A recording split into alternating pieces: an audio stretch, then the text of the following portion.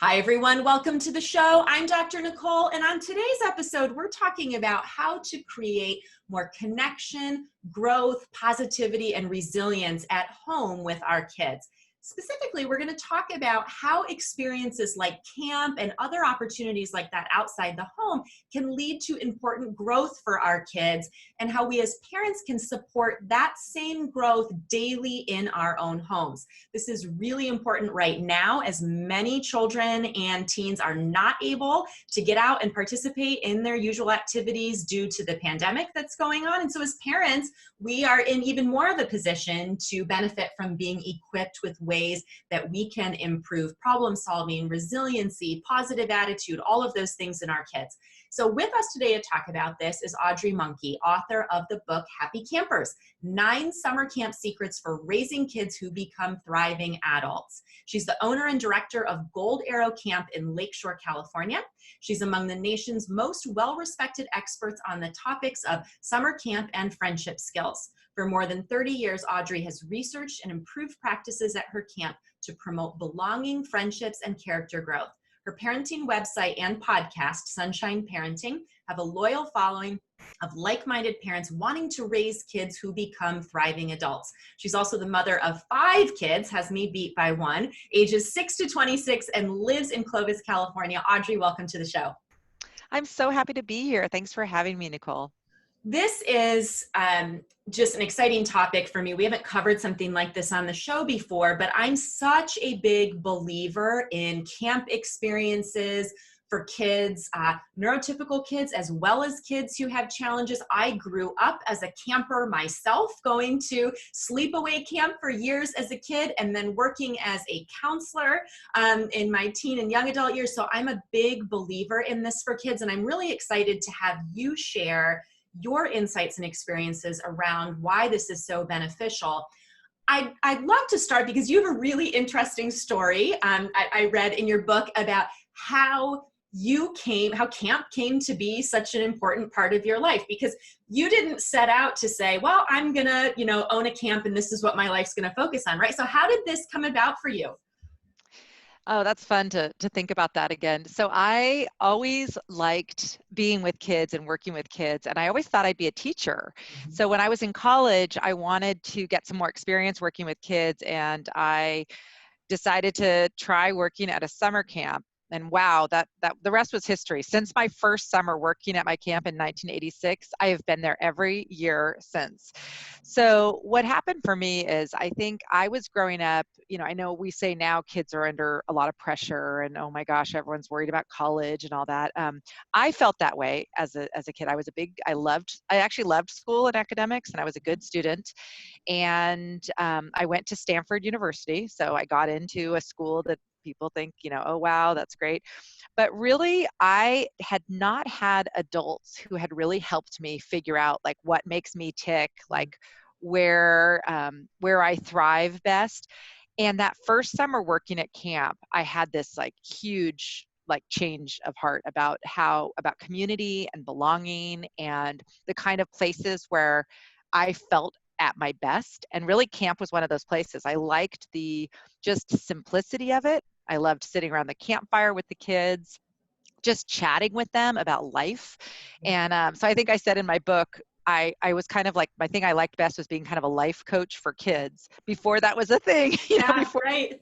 before that was like an actual thing that now Right. people do professionally. But that is kind of what I love. I love coaching people kind of informally, and camp was just the perfect setting for that. The vehicle that was my first year as a water skiing instructor, and it's funny, it's still a big part of my life. I love water skiing and teaching kids. I still get to do that. But that experience really taught me a lot about what we all need, which is a place where we belong, where we're accepted for who we are, where it doesn't matter what our grades are or what our accomplishments are, where we can just relax and be ourselves. And so that has been, my kind of mission at my camp, is just to make sure that we're providing this place for kids that is just a life-changing, life-improving opportunity for them where they get to be their best selves and be accepted and just feel the sense of belonging that for many of them they haven't felt Mhm. elsewhere. So Yeah. that's been my main thing. I think a lot of people think about camps and they're very if they're not familiar with kind of traditional camps, they think Mhm. about it as like a place where you go to learn basketball, like a Right. sports camp, or Right. learn some kind of digital skill. There's Right. all these kind of specialty Mhm. camps. Everybody calls themselves a camp. It Yeah. can be Yeah. whatever you Right. do. Right. To me, and what my camp and many other camps like mine, it's not even about the activities, even though we do these great activities. We teach kids to sail and water ski and backpack and all this stuff, but the kids never say that that's why they come back to camp. Yeah. It's always about the friendships, Mhm. the happiness, the feeling they get. Yeah. So that is something that I've really tried to kind of bottle, like figure out, okay, what is it? What are the specific things that we're doing at camp Mhm. that are creating that feeling? Because it's, people will say, oh, I've made my best friends at camp.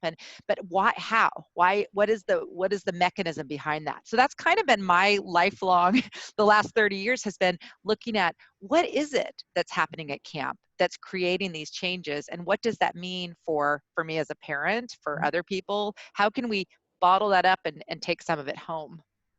I love that. And especially when you said, camp is a place where kids are away from the academics. It's not about what grade you got or what reading level you're at. I think school can be such a pressure filled, intense place for so many kids for a lot of reasons, especially when we're talking about kids who may have some learning challenges, some emotional or behavioral challenges. Those things can make school, which is the primary way that you meet peers and connect with people, adults and kids, can make that really stressful and really unsuccessful for a lot of kids, where I've seen them just thrive in the camp setting because it lets them, as you said, be who they are, and it lets them shine a light on their strengths as opposed to always having the light shining on their challenges. And it can just be such a beautiful experience for them. Yeah, I always tell people, because a lot of times parents are hesitant to send their kids to camp because they haven't been successful, like at school Yep. or in other settings. And I always say to people that, the kids who do fine at school and everywhere else do fine at camp. But the ones for whom it is life changing are the kids who struggle in Yeah. other settings. Honestly, those are the kids who have the biggest breakthroughs at Mhm. camp, because it's such a different setting for them to be able to share their best selves. I love how, like, a lot of what we teach our counselors is, if you have a camper who's, maybe not integrating as much, find out what it is that they like to do. And, Mhm. if they like to draw, have them draw the other kids' pictures. If Yeah. they have really funny jokes, have them share a joke a day. There's all these ways that you can incorporate kids and bring out their strengths. And we're super strengths focused. In fact, we're doing an online program this summer because our camp can't meet in person, Yeah. which is Yeah. heartbreaking. It's my first time not at camp in Right. 35 Right. years. Yeah. But we're doing an online group program where there's 2 counselors and a group of 10 kids, and they're all the same age, and they're talking about all these really good important topics. On the high school group, I met with them to talk about strengths and Mm. how to think about, you sometimes, again, focus on, things that other people have that you wish Mhm. you were like, but instead, when you think about what are the things that really, you're kind of natural, you were born with like a sense of humor, or an ability to really empathize well with other people or listen well. Embrace those, think about those, talk about those. This Thursday, I get to go listen to them giving their elevator pitch about themselves and Oh, what makes nice. them so awesome. So these are the kind of conversations we have at camp. Whereas, Yeah. at home and at school, so much is always about, oh my gosh, why, how are you going to get your grade up? And what's the Mhm. test coming up? At camp, we're sitting around saying, what is the thing you like best about yourself? Yeah. I love it. I love it. Such a shift, and so important. And I want to touch on, because you said something that I have found a lot in my work with families. A lot of parents of kids who have some challenges, in either challenges at home or challenges in the school setting, they think camp's not for my kid. I could never send my kid away. It'll be unsuccessful. Talk to those parents for a minute about how that can be successful, because I think it really is surprising to some parents to learn, number one, that most camps are well prepared to handle the needs of kids who have some needs, some differences. So talk about what your experience has been with that.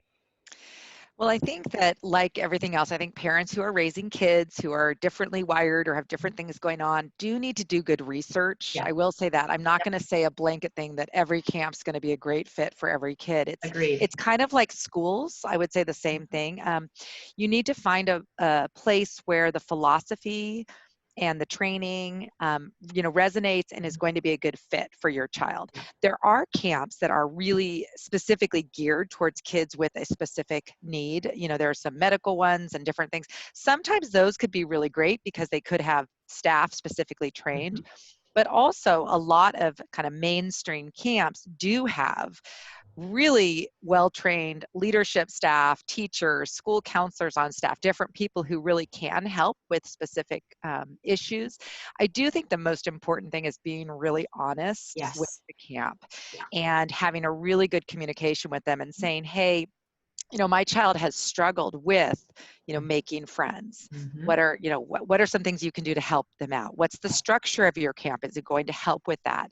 So my camp, and it's a little bit unique in that we are very group focused, which Mhm. is funny because of the pandemic, all the day camps and everyone has had to become group focused Right, because of right. the pod idea. Yep. But we've always been that way because to us, the most important thing is not how many times a kid goes sailing. Mhm. It's how good of friends have they made. So Mhm. we have our kids go as a group to activities with their own counselor. So they have consistent leadership who's looking at the dynamics between the kids in the group.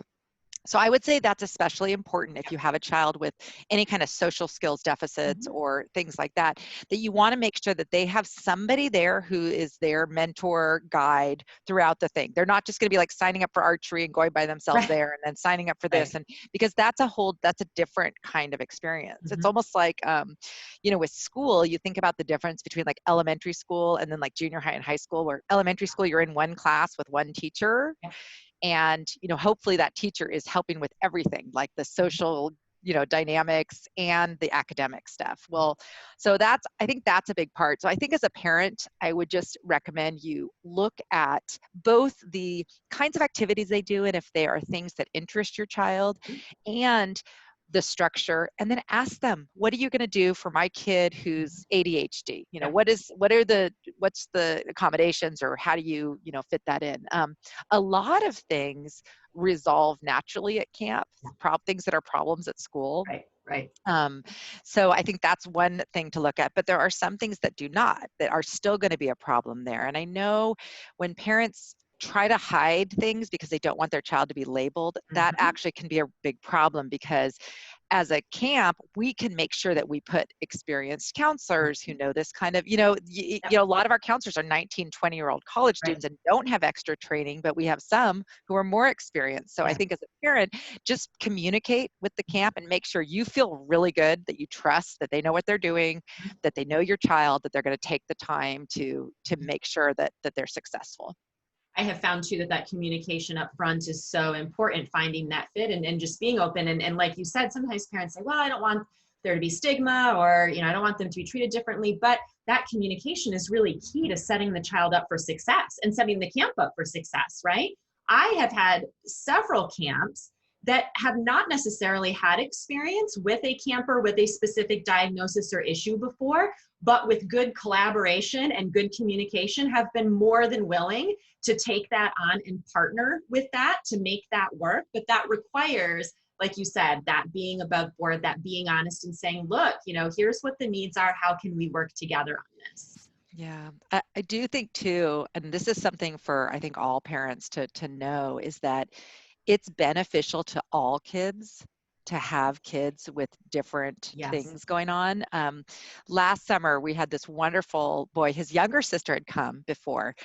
He's on the spectrum, he's on the autism spectrum, and his parents were so impressed with their daughter's experience, and they really wanted him to come. And he was older, like 14, Mhm. and his dad, who happens to be a psychologist, came and sat down with the kids in Mhm. his group ahead of time. and explained what was going on with him, how he sometimes, does things. It wasn't like they had to know that much. He was a really nice kid. He never said anything mean or anything like that, but he had some unusual behaviors. And watching these 14-year-old boys Yeah. be such great mentors to him, Mm-hmm. I know that it enriched their experience at camp, Yeah. being in a group with him. So I think that's another thing. And I would say for parents of kids who maybe don't have any, diagnosis or specific thing, know that your child will benefit from being with these other kids, because they will, first of all, learn about someone who's different, but also be able to access that empathy, which is, we know it's kind of lacking right now in kids. And when they have the opportunity to help someone else have a good experience, that makes them feel so good. It brings out their best self. Absolutely, for sure. I want to get into some specific strategies and things, but I want to have you speak to another issue that I do see with parents on a fairly regular basis, which is I could never let my child be away from me, for that long. Oh, I don't know, I would need to be there, sort of these, we lovingly refer to them as helicopter parents, or those, kinds of issues of, again, I need to be there. I need to be aware of what's going on. This idea of their child going and having this really, this experience independent from them as the parent can be really tough, much harder on the parents, I find, than on the kids. Do you see that as well? And can you speak to that? Oh, I mean, in my 30 years, so many of my conversations with people, especially people who don't send their kids to camp, have been, oh, I could never do that. I remember one parent telling me that, oh, these years are too precious. I could not have my child away from me for even one moment. What I would say to that is, it is really hard to see your kids, spread their wings and fly away from you. I feel the same way. When my kids go off and do things, I kind of have this, oh, why did I help them become so independent? I would rather just, it's so much nicer when everyone's just home with me. It's so much nicer. So I think that as parents, we really need to grapple with a weird thing about our relationship with our kids, in that the goal of it is for them to not need to be with us all the time. We want to have a really close relationship with them, but we want that relationship to evolve, where we go from being, I think it's I can't remember, I have so many different people on my podcast that I talk to, but they talk about going from being like their manager when they're really little, you're getting them their food, to coaching, to becoming more of like an advisor. So it's like this trajectory of how you do that. It's very hard for our kids to start doing things on their own with us right there.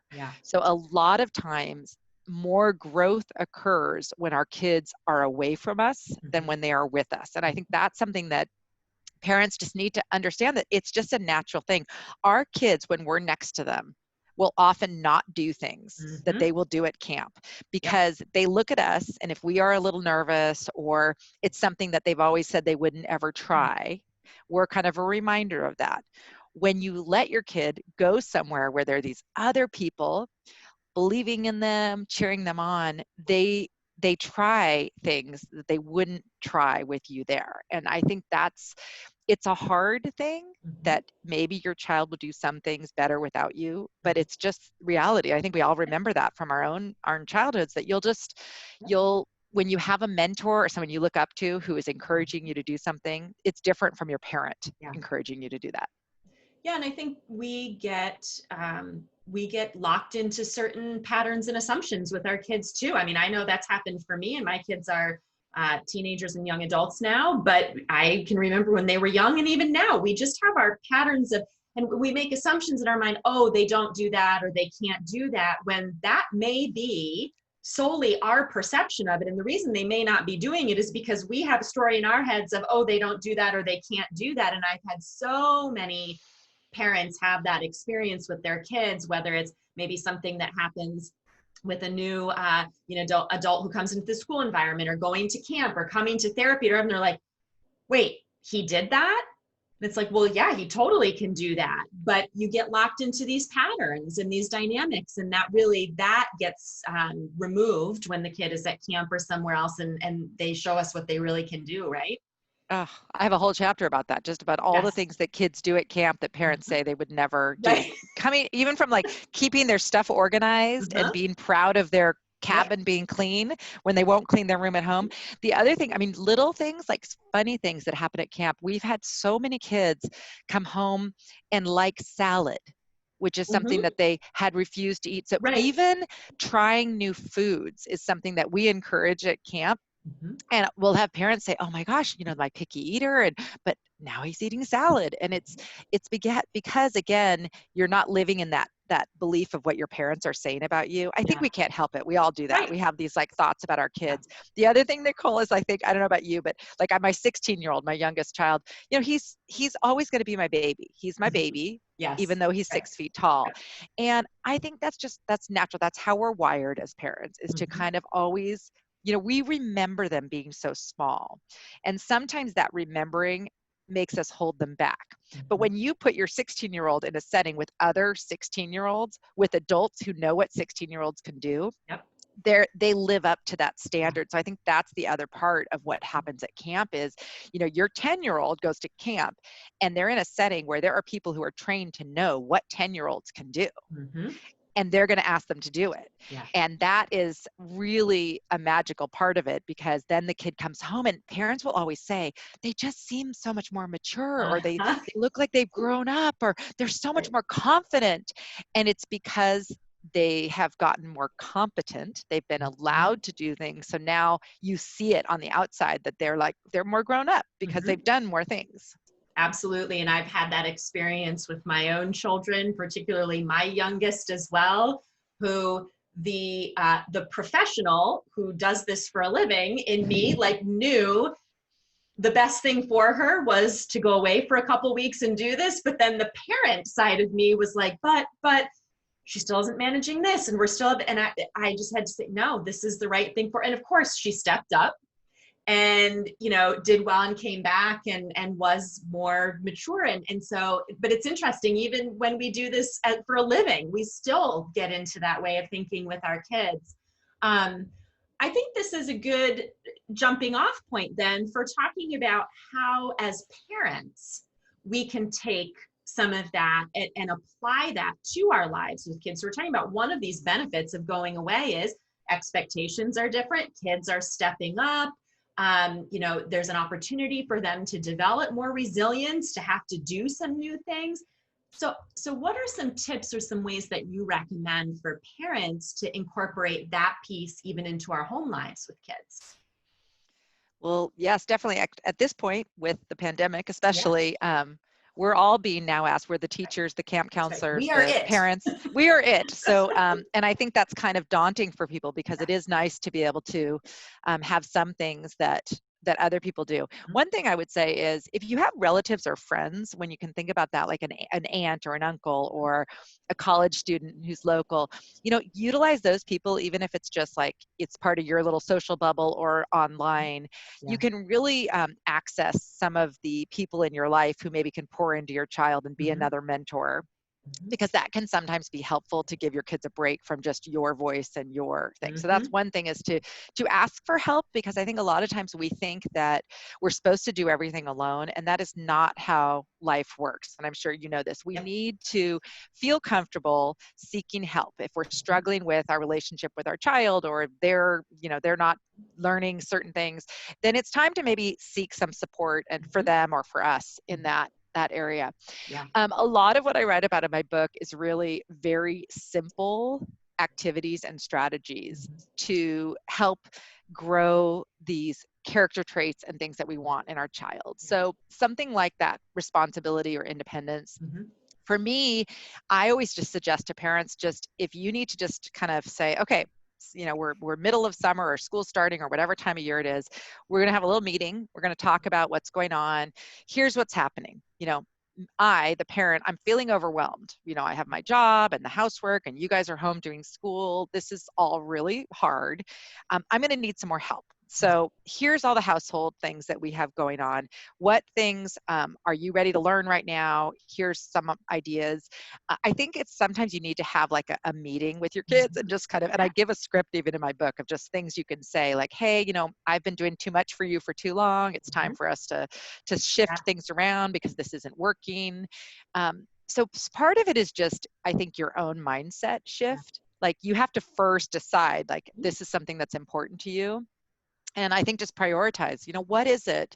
If you look at the coming 3 months or 6 months, what do you want your kids to learn or how do you want them to grow? If you're wanting them to, learn more like grit, then what are some things maybe as a whole family you can do? Could you all like come up with one goal or one thing you're going to work on getting better at or trying?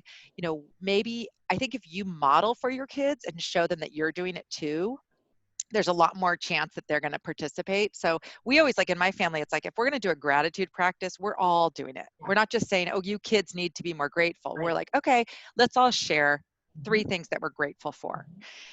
So I think I mean, I hate to say it like this, but I think, Nicole, that it comes down to parents modeling Yes. thriving. I mean, I know that I don't want to like burden parents more because I know everyone's feeling stressed out, but the reality is that our kids will be fine if we're fine. So And true. fine meaning not perfect. We're Right. going to have this is, not doing great every day, but generally figuring out ways to cope, figuring out ways to connect with our friends, doing these things that show our kids what a thriving adult looks like, because you can't raise them if they don't know what that looks like. And I think that really, to me, I mean, the first chapter of my book and kind of what it really comes down to, if you're only going to do one thing, it's just focus on your relationship with them and that connection. Just are you at some point in every day just having a quick connection with your child, whether they're a teenager or whatever? Are you just seeing how they are as a person, not talking about homework, but just what's going on with them, having a laugh, just connection and relationship. I think if that's the one thing that we can all get out of this, we have more time together. So, make your family dinner a little more fun, more like a campfire at camp. Do some sharing, make it just be more intentional, I would say. I think when you're kind of on autopilot and your kids are doing so many things, you almost can neglect that connection. And now we can't anymore. Well, and I think that's been one of the real silver linings out of all this. And in fact, kids are reporting that. Like when we look at now, because this has been several months, when we look at data that's coming out about what kids and teens are reporting from this, they're noticing that families have slowed down, that they are more connected to their parents. Teens are reporting, whether they're showing it or talking to their parents or not, they're reporting that they are feeling more cohesive as a family, more connected. They're reporting that they have had more conversations about things with their mom or their dad or their family members than they have before. So that is a real silver lining from this, because that connection piece and that really taking even a brief moment each day to check in with them, to connect with them, not about a have to, not about homework or did you practice your instrument or why didn't you do this, but just a true heart-to-heart connection, that really paves the way for all the rest of this, right?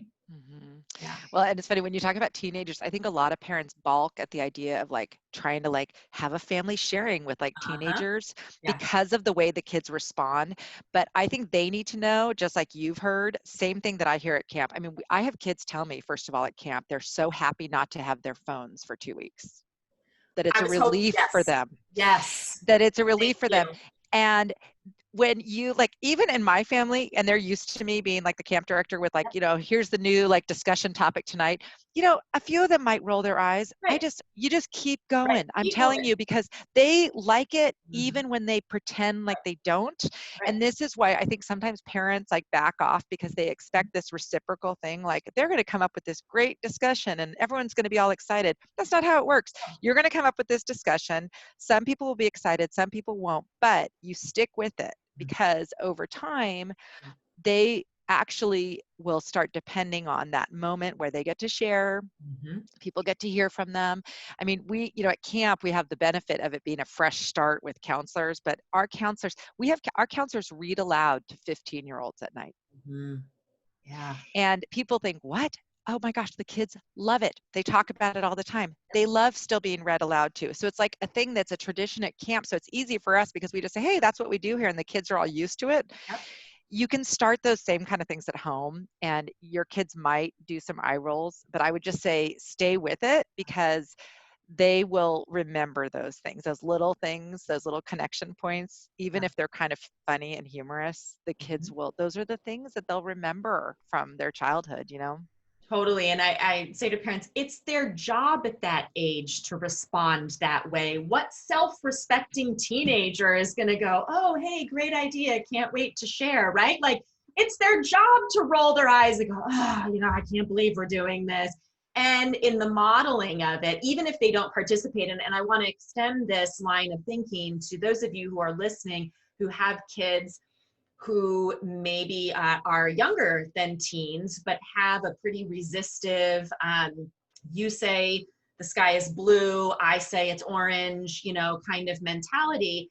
Don't expect that the first time or even several times you institute these kinds of routines or connections or things that they're going to respond at all. But there is magic in you doing it anyway and you modeling it around the dinner table, sitting on the edge of their bed at night, whatever, even if they're not participating. It's a success for you putting it out there and you doing that, and they will join in at some point when you're not making them feel pressured about it, when you're like, oh yeah, I know you feel like this is hokey. They will, so keep at it.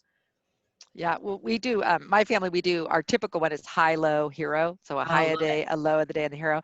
And it's funny because whenever anybody has a friend over, regardless of who they are, it could be a 24-year-old college friend of a friend.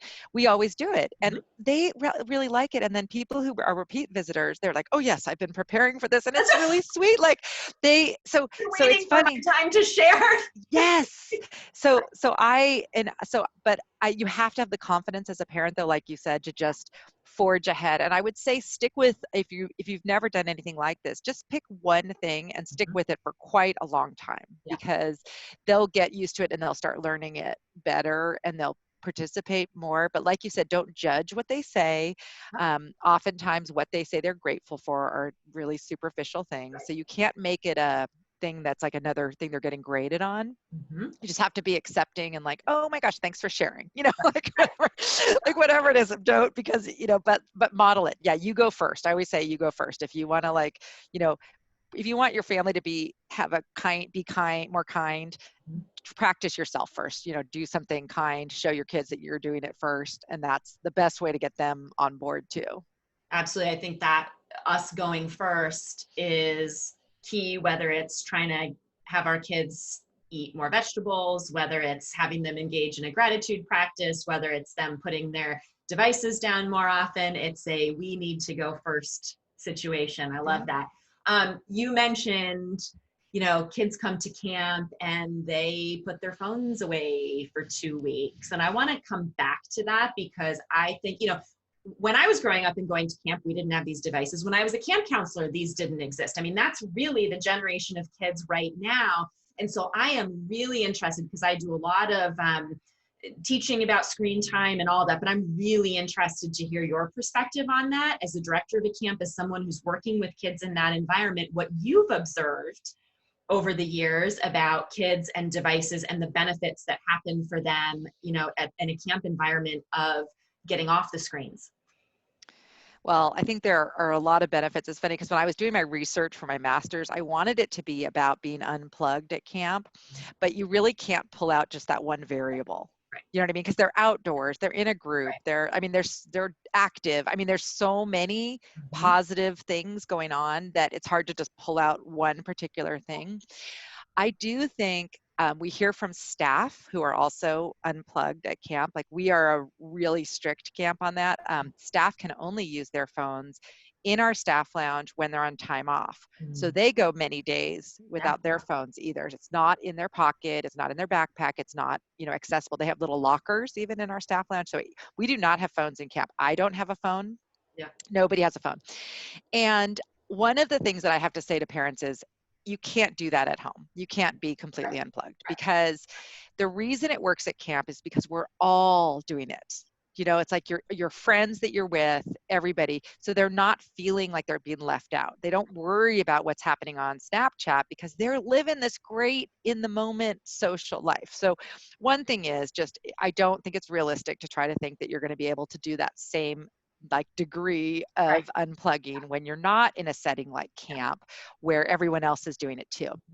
I do think, and I'm sure you know this, I think there are just certain things you've got to figure out, what are the times that you're all going to do, and same with parents. And it's like a broken record. We all know, not in the bedrooms, Yep. not in, and have it, Meals.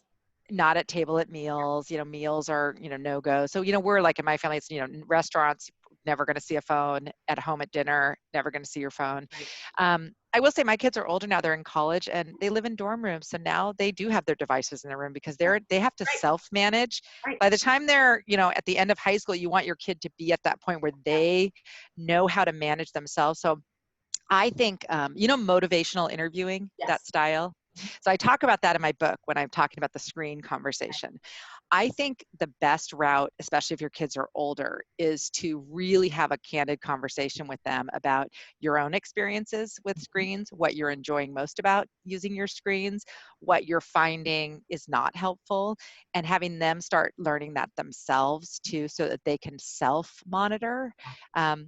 It's hard because adults aren't very good at monitoring their screen use. And I think, we keep talking about this as being like a kid issue, but adults are all on their screens so much. And so I think, again, I think people like they act like it's a teenage problem. It's not a teenage problem. It's all of us. We're all problem like, right now. yeah, it's either, it might be addiction. It might just be, I don't know, just habit, but we're all using our devices too much. So for me, I just give myself rules, like putting my phone to bed in my office and plugging it in and having it be far away from me. And then I have some like things that I do in the morning before I turn on my phone, like open my phone. So I think just kind of coming up with things that work for you. And again, modeling that. But I think also now it's really hard because it is our way we talk to our friends now. So I think what you're doing on the phone, and that could be a conversation with your kids too. What are the things that make you feel good afterwards? Yeah. And what are the things that are leaving you feeling kind of afterwards? And if Zooming with your friends, that's great. Even my son, who's my boys, when they do gaming, but they're talking to their friends, I see that as totally different than just like gaming by yourself. Yeah. So, I mean, I think it's just kind of, all that stuff, but it's just hard. And I don't want to burden parents with more things, but I think just having a few things that are there are some times that you're all unplugged is really important. Yeah, I would agree. And I think that's one of the benefits. At some point we're going to get back to more normal. I have faith in that. We'll be able to have normal camp experiences and things like that again. And I think that is such a helpful container, that camp environment, whether it's a day camp or an overnight camp, of like you said, being all there together and not feeling that constant pressure of what am I missing, what's going on, what are people saying about me. So it's a safe space to put that away. It's interesting. There was a study that was done not that long ago looking at how consistent device use for kids can have a negative impact on their ability to pick up on and respond to nonverbal communication. And then they did a study in a camp environment. I think this is the silver lining for parents to realize, like, if you're concerned, especially right now in the pandemic, like, oh, my kid's on screens all the time, it doesn't have to take a tremendous amount of time to help them bounce back from that. In this one study, it was 1 week of putting kids in a camp environment off of devices, and they measured their nonverbal communication skills again a week later, and they had, significantly improved. So it shows that even those, periods of time, whether it's at camp or detoxing at home or whatever, kids can bounce back from that pretty quickly. So I think it's finding that balance, but that's an additional area that I think in today's world that camp provides an additional benefit for, especially for parents who feel like they're constantly in a power struggle with their kids over that. I have had many kids, especially older elementary through the teen years, who will come back from a camp experience really having reset their thinking and their relationship with devices. And that is a powerful shift then in the family environment when kids are motivated to initiate that and make some changes. The other thing I was just wanting to say too about the social skills thing. Yeah. One of the things I think a lot of parents are really worried about their kids, like losing, Yes. social skills. I think it's real, again, that's the thing that parents you need to make sure that at home, the dinner table conversation or your conversation at bedtime, if you're asking questions, answering questions, having your child like give compliments, there's all these different things that you can practice at home that will translate later when they're able to be with live people or when they're on Zoom to better social skills. So I think there's not going to be a loss if we're still communicating and practicing at home. Like your first relationships are with your parents and your siblings anyway. So I think that's another thing that's just to reassure parents. I think parents are worried about so many things right now and likely, I mean, and it's, it's understandable, but I think focusing on the present, knowing that we don't know what the future is bringing, focusing on the present and what can we do at home with our kids this summer or today is a better way to move forward than spending all our time worrying about what they're missing or what's lost. I mean, the one thing is nobody should have FOMO right now because nobody is doing anything. No one's doing anything. Yeah, there's no sports, all this stuff. And so in a way, it's kind of crazy. It's awful. I mean, it's Right. terrible. It's terrible for me and my family and our business and everything. And like you said, let's not squander this opportunity for a reset so that when we re-engage, we don't lose the things that we've done that have been positive, like putting our phones down and having dinner together or, whatever it may be. So I'm really feeling a lot like this is our time to really think through what do we want to put back in when we can. Yeah. And being intentional about it. Such a great reframe. And I'm really glad that you touched on that. I think you and I could probably spend hours talking. I have so many other things, but we are running out of time. And I want to make sure that our listeners know where they can find you online, where they can learn more about what you're doing, where they can get your amazing book that I highly recommend, Happy Campers. Tell us about all that. Where can they find you? Well, the book is available wherever books are sold. So Amazon, bookstores, independent bookstores, whatever. My website is Sunshine Parenting with a dash. So sunshine-parenting.com. And probably the thing that I'm most consistent on is my podcast. I have a weekly podcast and I have some really, it's mostly to encourage people. I really try to always come from the positive. I think parents are all doing the very best we can. So I try to just share little ideas and activities and things that can just move the needle. And I get great feedback from people that, I tried this. And, so that's kind of what makes me, how I roll. And then I do a lot of writing and in the camp world. So about summer camp and friendship skills. And so basically my website, everything kind of leads you to all my other things that I'm doing. But that's pretty much that's where I am. Yeah, a lot. I mean, I've checked out your website, so many great resources. Highly recommend that all of you listening check that out. And as always, we will have the links to all of those things with the show notes, so you can easily click on those to access them. Audrey, thank you so much for taking the time to be with us today. What a wonderful conversation. I really appreciate you being here. Thanks for having me. I feel uplifted after talking to you. So Awesome. Thanks for the social time. Awesome. I know we both needed it for sure. And thank you to all of you for being here with us and for listening. We will catch you back here next week for our next episode of the Better Behavior Show.